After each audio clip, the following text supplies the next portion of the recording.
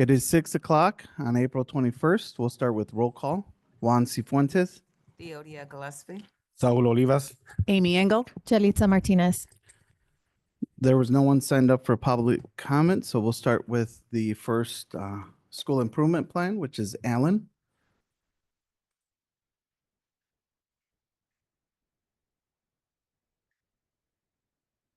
All right. Good evening, curriculum board members, cabinet members, community members. I'm John Simpson. I have the honor and privilege of being principal at Allen Elementary School, and I'm joined this evening by our two amazing assistant principals, Ms. Ramey and Ms. Wong, as well as some of our amazing ILT and SLT members who have come as well. So some summary highlights for last school year is that 48% of our students had met or exceeded their growth goal in reading, and that 56% of our students had met or exceeded their growth goal in math. Both of those were increases year over year, which we were excited about. We also increased the amount of our access exits from 9 to 19 students. And then we also had a 19% reduction in our office discipline referrals, which is also tied to our school improvement plan this year as well. This here is a chart for our building-wide data outlining our CFAs, our NWA MAP scores, and then our IAR meets and exceeds for both math and reading. I will say with both of our NWA MAP math and MAP reading, we were excited to see increases in both of those percentages again year over year. And I really want to highlight our reading, as we saw in all of our cohorts from grades 1st through 5th show growth as well year over year. Some of them were double-digit growth, which is absolutely amazing. When looking at it, we do know that our IAR meets and exceeds percentages are a little bit lower. That has been some of the focus work that we've been doing this year. We've had our students engaged with the student readiness tool through Pearson. Our teachers have engaged in a lot of root cause analysis activities around those IAR, the IAR meets and exceeds categories. And we'll highlight a little bit more of that with the work moving forward.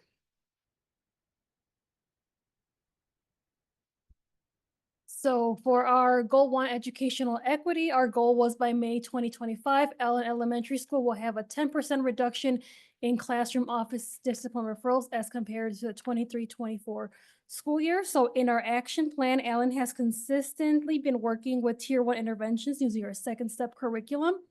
We have tied our Tier 1 interventions with PBIS and our Allen Way Pledge by doing different things such as weekly raffles, classroom monthly incentives, lunchroom golden ticket incentives, and monthly star student. Students also receive Tier 2 and Tier 3 interventions, such as check in, check out, and connections. We have secondary meetings twice per month to keep track of our students who are receiving these interventions. Admin also meets constantly to monitor ODRs, discuss and implement support for students. There has been a 60% decrease in office referrals. We have also implemented positive referrals. Students are celebrated in the office for academic, SEL, or personal goals. They earn a certificate with positive feedback from both admin and the teacher. The office team claps and cheers for the students. Students are able to pick a prize, and their picture is taken for our school dojo page. So that is one of our examples there in the picture. So as of today, we have 266 positive referrals.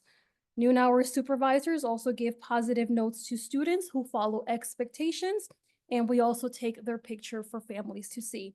To summarize, we also meet with our SLT and ILT teams to review data, trends, promote positive behavior, identify school-wide patterns, implement necessary changes or adjustments to help set our school-wide goals. All right, so for our second goal, operational excellence, by May of 2025, Allen Elementary School will implement a system to maintain an average daily rate of 93%. So for this, under our action plan and Allen, students are involved and partners in the learning process. Our attendance clerk monitors our daily attendance, and she actually posts our attendance rate daily in our main office so we can always have access to our how we're reaching our goal. Our office team focuses on building relationships with students and their families to create a welcoming environment. As a school, we have incorporated incentives this school year for individual students who achieved our attendance rate goal by raffling off bikes, scooters, go-karts, and high-interest items. Students received a raffle ticket if they reached the attendance goal on a weekly basis for a set period of time. We have also hosted a carnival themed game incentive where the top class in each grade level with the highest attendance rate attended a time slot to play carnival games and win prizes. Recently, we did an IAR attendance incentive where students who had perfect attendance on testing days will participate in a pizza party. This week, we will have another incentive where the top class in each grade level who hit the highest attendance rate will have a movie that they will get to watch. Lastly, we have a close partnership with the Kane County Truancy Liaison, Brooke Walter, where myself and her, we support our Tier 3 students and families. We have met with multiple families this school year in person to provide them with more support.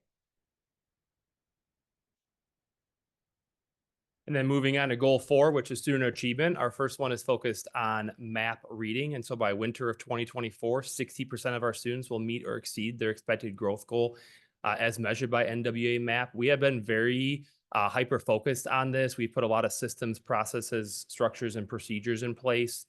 It really started with engaging in a root cause analysis with our SLT to really dig into what the data was telling us.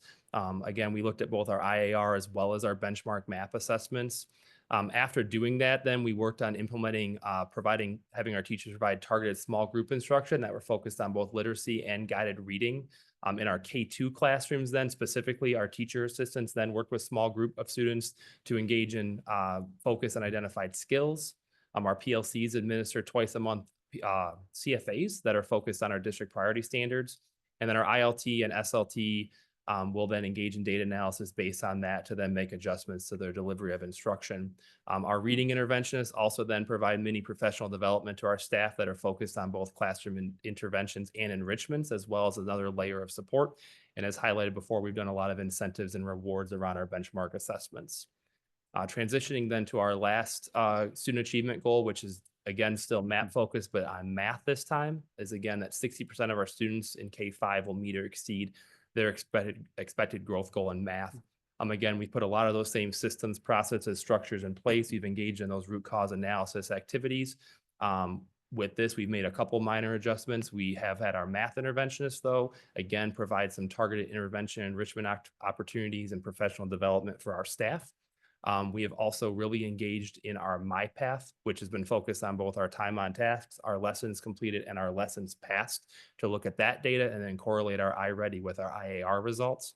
And then in addition to that, we've collaborated with our iReady partners that have been focused on our iReady instructional framework, our math discourse, and then targeted learning walks in every one of our math courses this school year.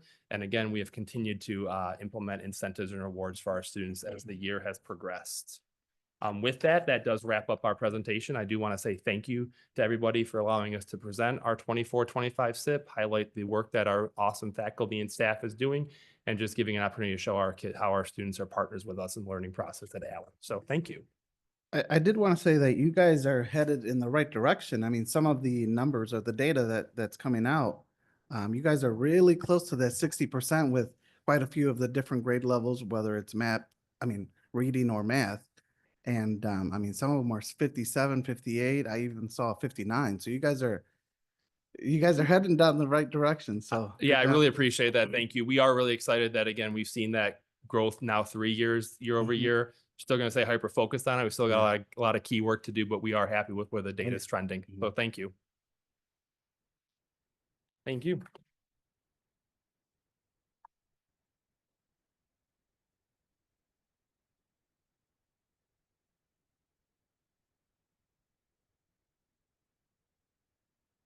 Our next school is Oak Park Elementary School with Principal Annette McMahon and Assistant Principal Maricela Garcia. Thank you. You're welcome.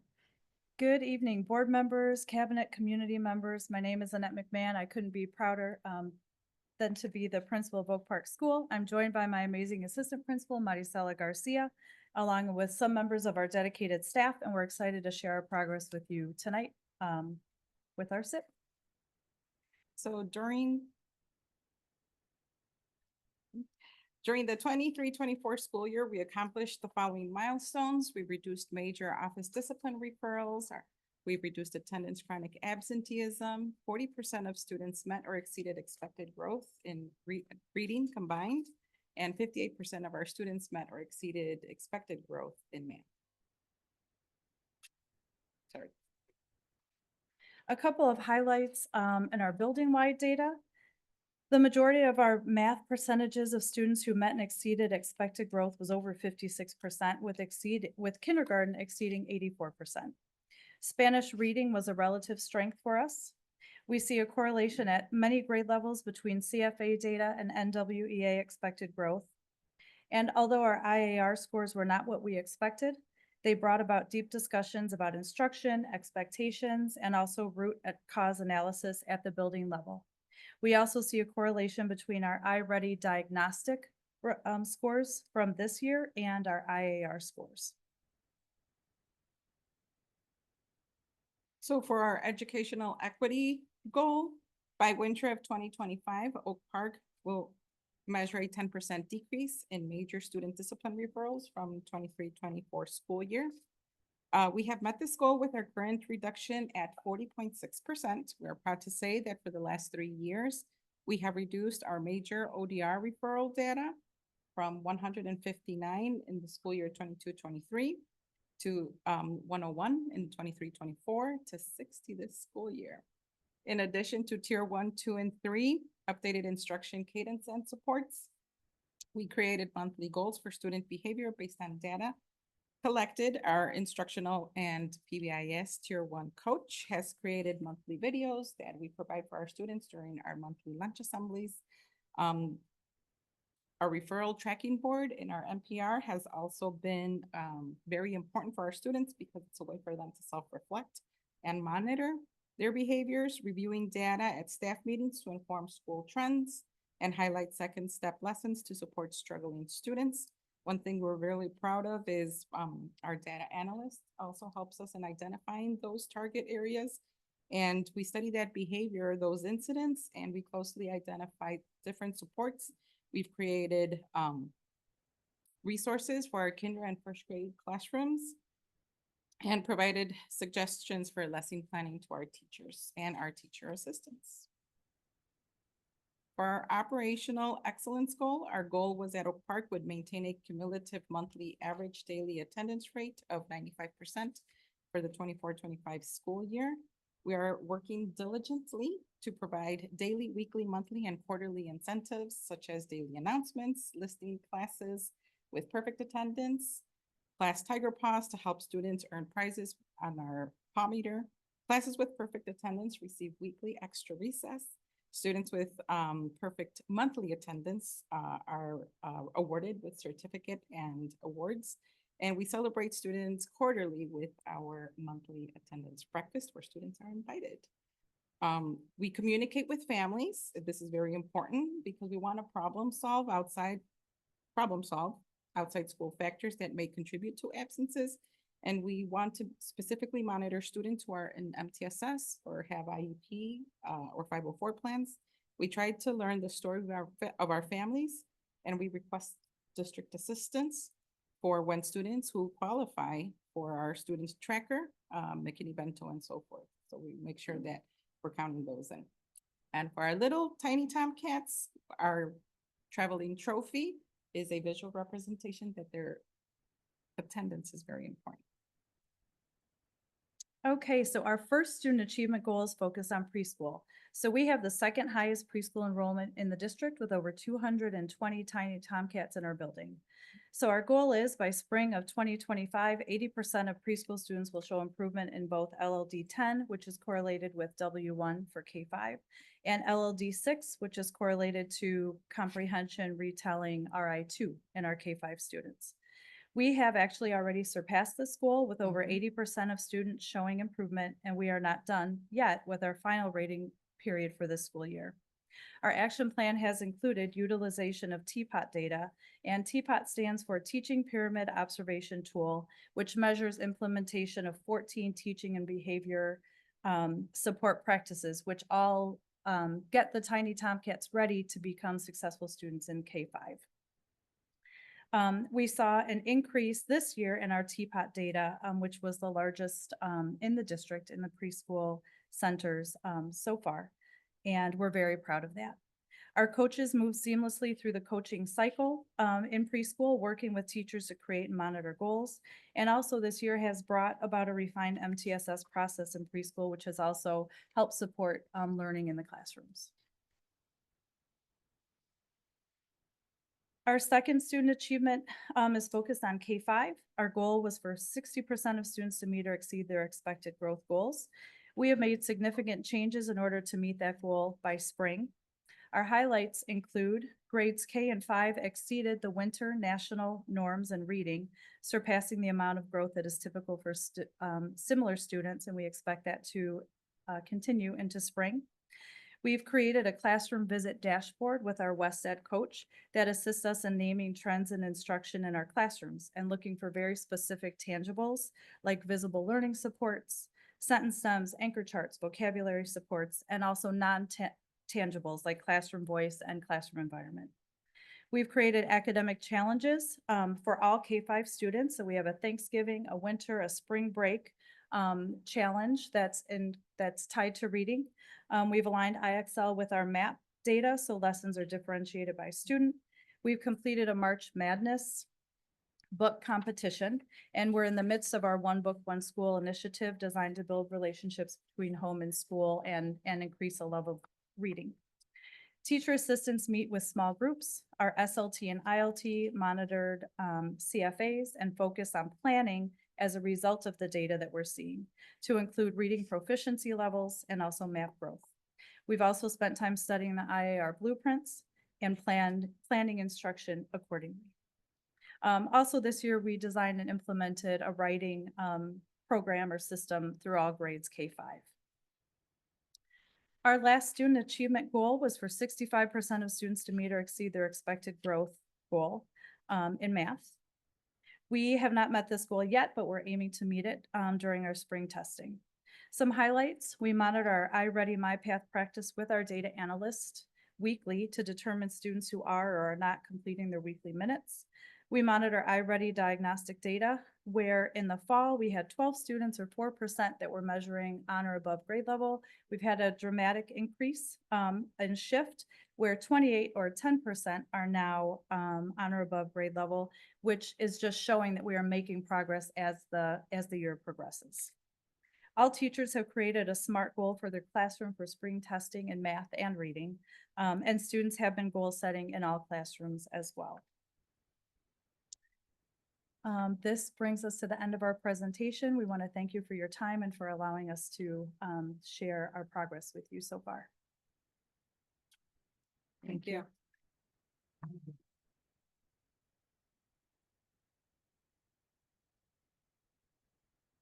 Tonight, we're also going to talk about a new course proposal to review for the upcoming 25-26 school year. The course proposal is called Skills for Success, and it's Mrs. Mitchell was supposed to be here today, but she could not be here, so I am here with you guys. The course is called Skills for Success, and it would actually take the place of the College and Career Exploration course, which we ran for the first time this school year. It's a year-long elective. It runs opposite of lunch, and the goal in the course is to expand it to include freshmen, sophomores, and juniors, and specifically to try to improve the naming convention so it's a little bit more clear what the students are getting from the course. The emphasis of the course is on developing academic and personal skills that are necessary for success in high school, college, and future careers. And the goal is to help students develop those skills across content areas and career paths, thereby preparing them for future success. Our freshman students are working on skills for success by developing critical thinking and communication skills through inquiry-based activities and group discussions. They'll begin by exploring career interests using the School Links platform that we have. And the course promotes a positive, future-oriented mindset, fostering that supportive and encouraging environment, prepping them for their future. You're right, sophomore and junior skills. Students in our 10th and 11th grade classes will deepen their college and career readiness through focused ACT prep. It includes practice tests, personalized test-taking strategies, and then expanding on those career explorations that they were doing by researching post-secondary that aligns with their interests. In addition, students will develop key professional skills, which we know are so important, such as creating resumes and portfolios, and learning effective interview techniques to confidently present themselves to colleges or future employers. All in all, the FTE for these courses is being reallocated from collapsing sections, so additional staffing is not needed, and we have the resources available curricularly through our existing partnership with Avid and Kaplan. So we're fortunate that it's a $0 ad. Yeah. What questions can I answer about the course? Great.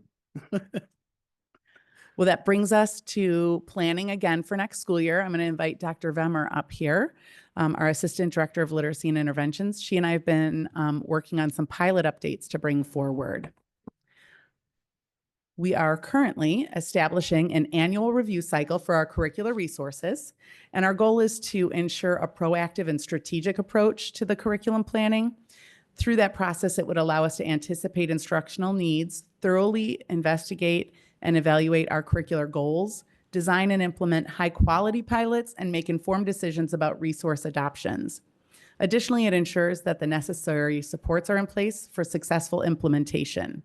By aligning our review and purchasing timelines, we can thoughtfully sequence resource rollouts, particularly at that elementary level, to prevent overburdening our staff with multiple new initiatives at once. We do have a few resource reviews coming up that we want to share with the board. First, in elementary, we are looking at social studies. We adopted the Savas My World, Mi Mundo resource in 2014, and in our curriculum council, we've discussed the need to review the needs of the class and research potential resources for the coming school year. Our goal would be to narrow down the options during this upcoming school year so that we could pilot during the 26-27 school year and then implement in the 27-28 school year. The timeline was specifically identified so that we would have the upcoming year to roll out our new literacy resource, completely spending our focus on implementing that successfully. Piloting resources the following year then allows us to consider how the social studies options align and integrate with our literacy curriculum so we can make sure that we make a wise choice in materials. Moving on to middle school social studies, we adopted the same product, My World, Mi Mundo, in 2014 then as well. In our curriculum council, we identified the same need. However, we don't have the same impact of that additional adoption.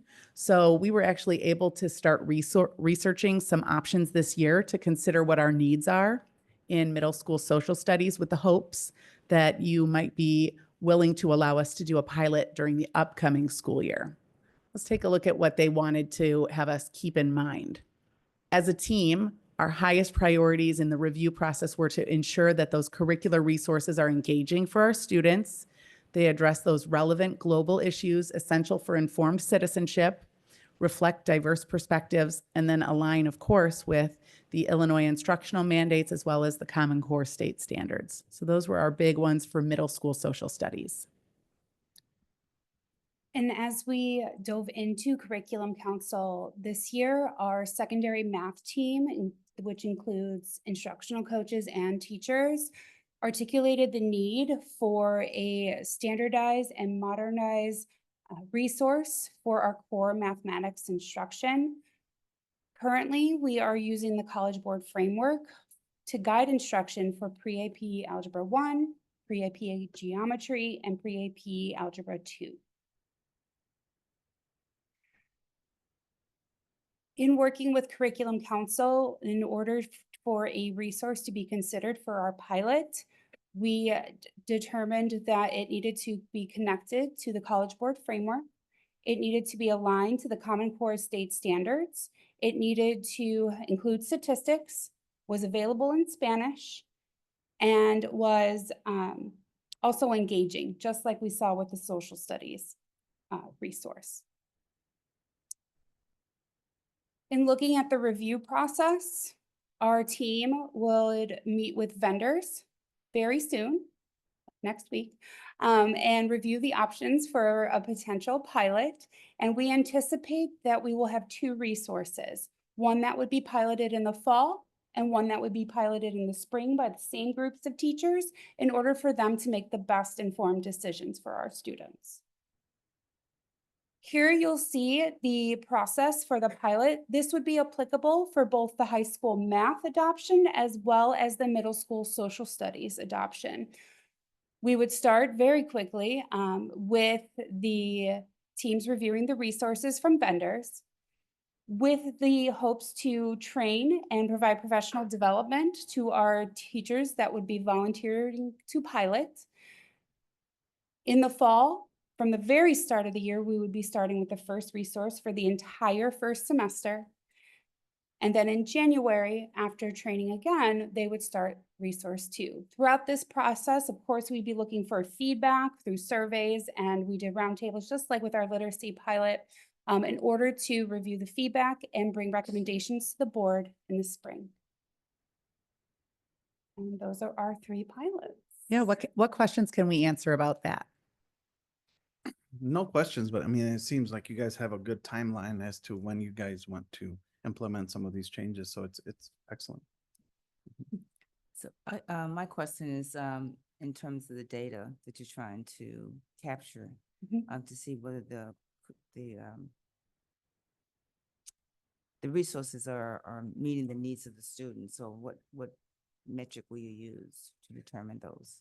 So we use for the literacy pilot, we did use some qualitative Likert scale type of pieces as well to determine whether teachers felt that it met the needs in both scaffolding and differentiation for students, as well as being engaging. We can also, of course, look at attendance for those classes during that time too. I'm going to jump in. Please do. We actually develop an aligned rubric based off of the criteria that we're hoping to meet. So things such as, does it meet the required state standards? And then we dive in and do just like she said, we have opportunities for quantitative data to come in and qualitative data to come in. And we were piloting at the elementary level. So the ability to engage with the students and ask them how they feel about the product is not quite to the same caliber that we could at the high school level, potentially get some feedback from the students.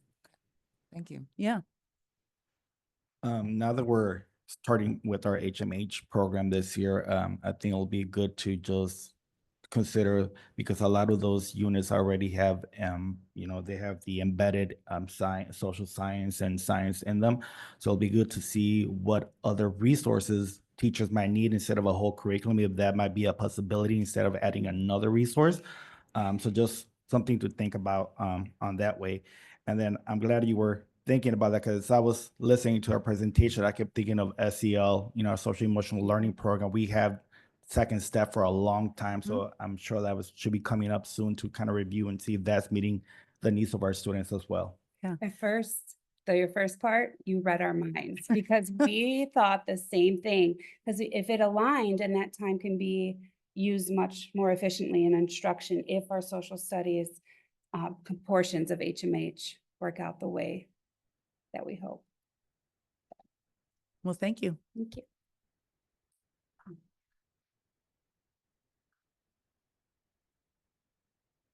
Next up, Dr. Rita Guzman and I are ready to share some information about the International Newcomer Center as we promise to come back and share findings. Good evening, curriculum board. We wanted to start off by saying that we did listen to our teachers and to our students and our families, and obviously evaluating the needs of what we needed. So today we come to you as a follow-up on the International Newcomer Center that we had brought to you earlier with the research.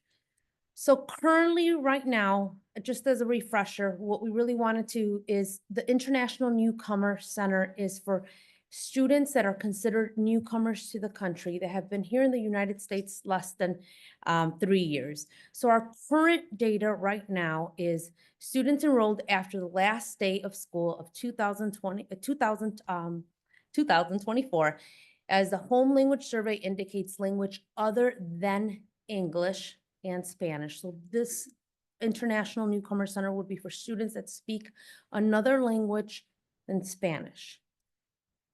So as you see the current data, and the program goals is to increase understanding of schooling in the United States and East Aurora, increased understanding of English phonology, morphology, and high frequency words, increase social and emotional competence.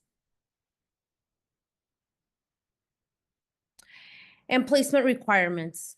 So entry, they have to be identified as a newcomer. What is considered a newcomer is birth country other than the United States, home language survey indicating languages other than English or Spanish at home, as I indicated earlier.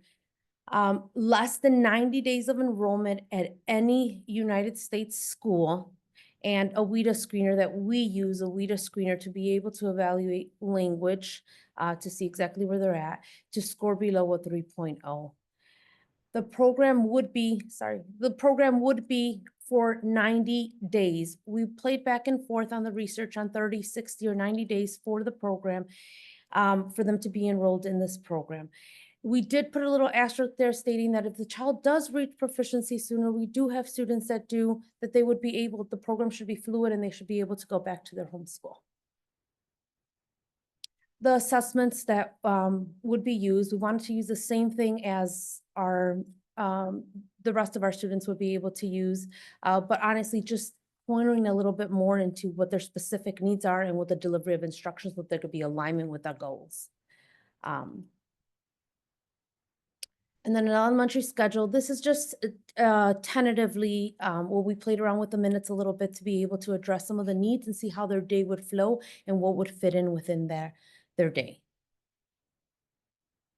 Some of the curriculum resources that we were considered, again, making sure that we use what our current students are using, but really scaffolding it down to be able to build those stairs, to be able to get our babies to where they need it so that they could have a better transition into their homeschool.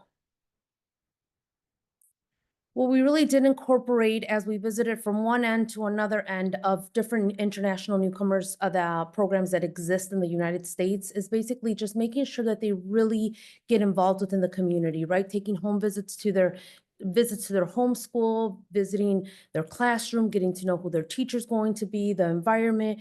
In case of an emergency, some of the teachers shared with us, like, the kids don't know where to go, how to label things, in case of a fire drill, just a lot of the pieces. So we really thought about really involving them, teaching them where the library is at, grocery store, our community, hospital. So we really wanted to do field trips within our community so that they could be able to get a little bit more familiarized. And it's not just students, but also our families, really involve them in wrapping them around our new families to East Aurora. Additional materials that we really wanted to, like we shared, we really wanted to be able to incorporate the family and wrap the family around. Some of the resources that we collected around that we really wanted to look into is obviously the family backpacks, as we know some of our students don't have the resources to be able to start or complete homework at home, or have literacy books at home. And then the language lizard pen is obviously a instrument that will allow them to translate so they could get support, since sometimes they don't have the support at home due to language barriers. And then we just wanted to do a sample classroom on how it would look. It would be grade clusters 1, 2. We did not include kindergarten, as we felt kindergarten was really a language. It's the language opportunity where they're coming new to school, regardless if they're newcomers or not. So grade cluster 1 classroom would be grades 1 and 2. The second sample would be a classroom of grades 3 to 5, where they would do lots of peer group work and the opportunity to differentiate. The staffing plan that we have in place is, or that we're suggesting, is 1 teacher for grades 1 to 2 and 1 teacher for grades 3 to 5. Those positions have already been board approved and are there. We also wanted a TA in each of those classrooms to allow that differentiated and that small group instruction to occur, since there's going to be clusters of grades. Basically, there's going to be multiple grades in there so that they could be able to differentiate. 1 social work position that has already been approved to be able to support, and then 1 newcomer facilitator and curriculum writer to be able to assist in lifting the program, in addition to assisting and guiding with the summer curriculum development team to be able to support writing in each content area to help the teacher in the planning process and curriculum development. Thank you. Do you guys have any questions? Do we have a location on where this will be housed? Yes, tentatively, we do have Bardwell. We selected that Bardwell would be tentatively the best location due to the fact that it's right across the street. As I shared earlier, We did have a family that kept looking for La Quinta Avenida on their GPS, and I saw them go round and round and round our neighborhoods. I'm sorry, and they would translate it in their GPS, La Quinta Avenida, you know, in multiple languages. It's happened, and they don't know where La Quinta Avenida because it doesn't exist. It's Fifth Avenue. So really guiding and supporting them. And we just thought the transition between the registration office and Bardwell would be the closest and most convenient to be able to support our families. Thank you. No, thank you.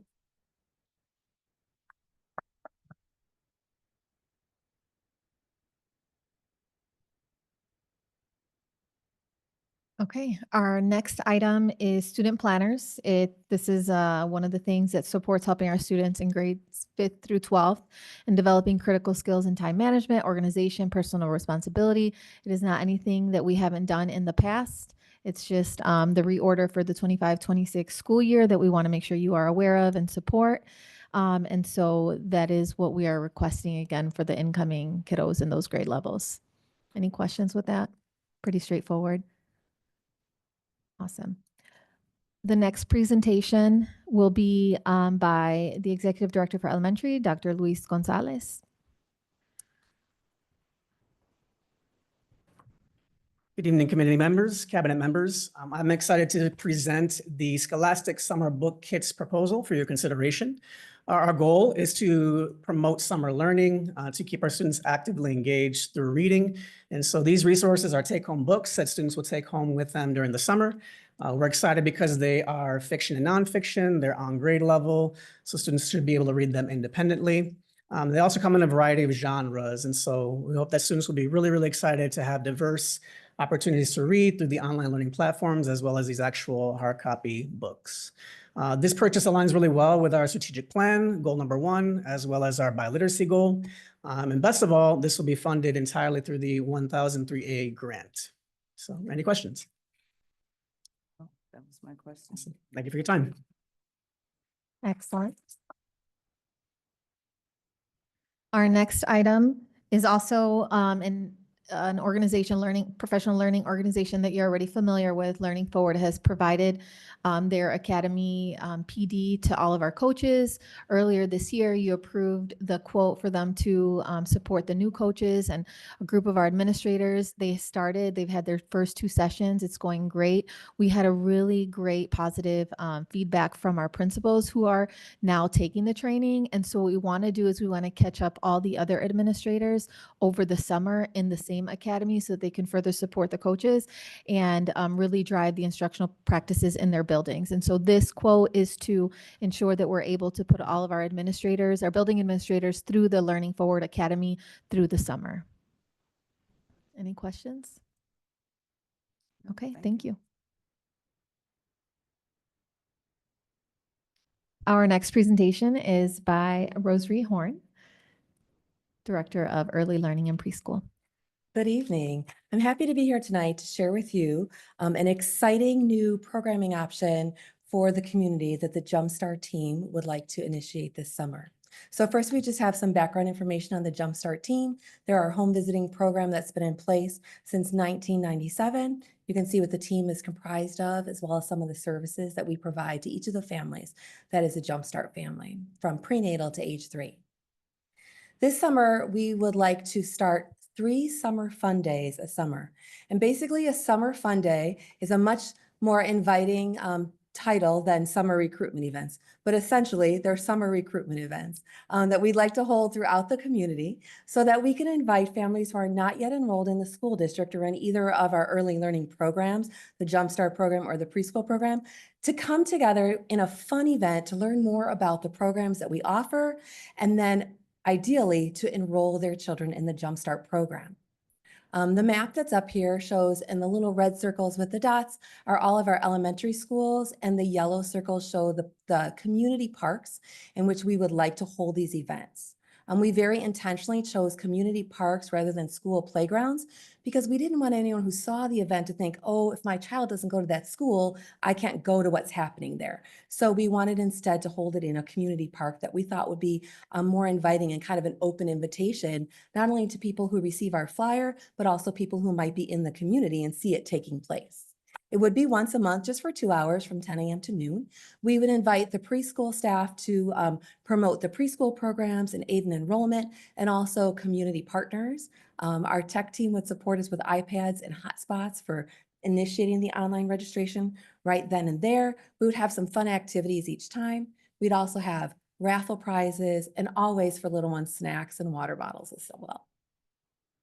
This is just a quick overview of what those days might look like. So again, one day each month, a different theme. So Let's Create is about building, painting, drawing.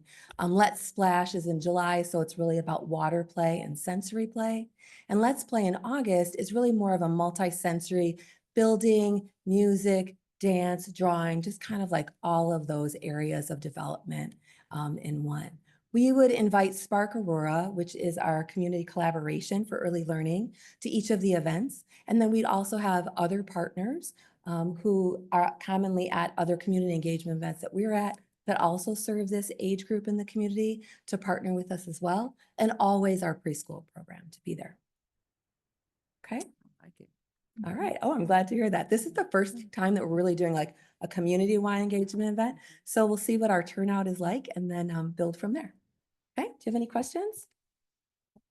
Okay. Thank you so much. And just so you know, this one will not go to action because Rosary is able to keep everything under the thresholds in terms of funding. But we wanted you to be aware in case you're in the community and seeing our staff at different parks, you know what's happening throughout the summer. So Yeah, thank come you so splash much. and create with us. Come on in. Yeah. Okay. Thank you. And actually, yep, great job. Nice job. Scholastic, the item a couple above, that one is going straight to action tonight so that we can order those kits in time, just so you know.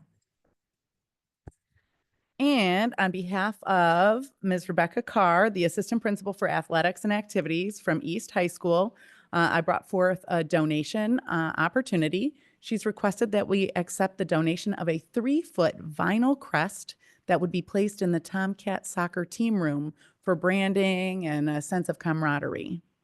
So I thought that sounded kind of exciting. And then last but not least, we have the enrollment and attendance report as of April 11th. So.